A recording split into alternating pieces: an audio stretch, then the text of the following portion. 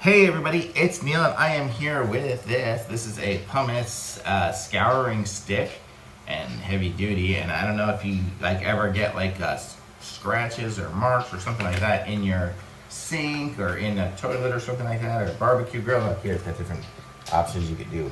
Deep stains in your bathtub, toilet, tools, bindings and things like that, but I want to show you guys what it looks like here. It's ridiculously light, but it's like the pumice rock. And I'm gonna open this up.